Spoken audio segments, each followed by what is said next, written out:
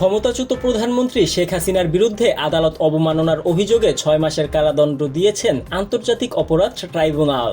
একই সঙ্গে গাইবান্ধার গোবিন্দগঞ্জের শাকিল আকন্দ বুলবুল ওরফে মোহাম্মদ শাকিল আলমকে 2 মাসের কারাদণ্ড দেন ট্রাইব্যুনাল। বুধবার 2 জুন ট্রাইব্যুনালের চেয়ারম্যান বিচারপতি মোহাম্মদ গোলাম মুর্তাজা মজুমদারের নেতৃত্বাধীন 3 সদস্যের আন্তর্জাতিক অপরাধ ট্রাইব্যুনালের বিচারিক প্যানেল এ রায় ঘোষণা করেন। ট্রাইব্যুনালের অন্য 2 সদস্য হলেন বিচারপতি মোহাম্মদ শফিউল আলম মাহমুদ ও বিচারপতি মোহাম্মদ মহিতুল হক এনাম চৌধুরী। গত 19 জুন আদালত অবমাননার এই মামলার পূর্ণাঙ্গ শুনানির জন্য এওয়াই মশিউজ্জামানকে অ্যামিকাস কিউরি হিসেবে নিয়োগ দেন আন্তর্জাতিক অপরাধ ট্রাইব্যুনাল। একই সঙ্গে এ বিষয়ে পরবর্তী শুনানির জন্য 2 জুলাই দিন ধার্য করা হয়। তারই ধারাবাহিকতায় আজ সেটির শুনানি শেষে এ আদেশ দেন ট্রাইব্যুনাল। আইন অনুযায়ী এ ধরনের মামলার কোনো পক্ষের জন্য সরকারি খরচে আইনজীবী নিয়োগের বিধান না থাকলেও ন্যায় বিচারের স্বার্থে শেখ হাসিনার পক্ষে একজন আইনজীবী নিয়োগ দেন আদালত।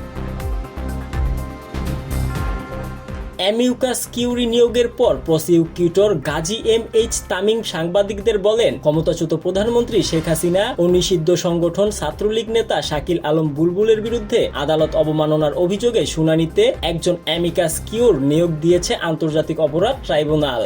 পত্রিকায় বিজ্ঞপ্তি দেওয়ার পরও শেখ হাসিনা ও অপর অভিযুক্ত হাজির না হওয়ার প্রেক্ষাপটে বিচারের সচ্ছলতার স্বার্থে অ্যামিকাস কিউর হিসেবে সুপ্রিম কোর্টের সিনিয়র আইনজীবী এওয়াই মশিউজ্জামানের অভিমত ট্রাইব্যুনাল শুনবেন বলে জানান প্রসিকিউটর গাজী এম.এইচ. তামিম।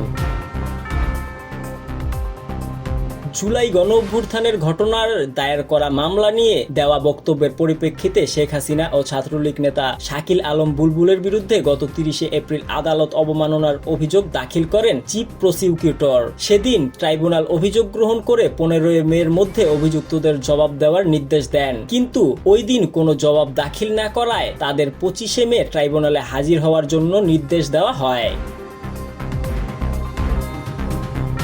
এর আগে আমার বিরুদ্ধে 227টি মামলা হয়েছে, তাই 227 জনকে হত্যার লাইসেন্স পেয়ে গেছি, এমন বক্তব্যে শেখ হাসিনার একটি অডিও ভাইরাল হয়। পরে পুলিশের অপরাধ তদন্ত বিভাগ সিআইডি ওই কথোপকথনের ফরেনসিক পরীক্ষা করে সত্যতা পায়। এরপরই আদালত অবমাননার আবেদন দাখিল করা হয় ট্রাইব্যুনালে।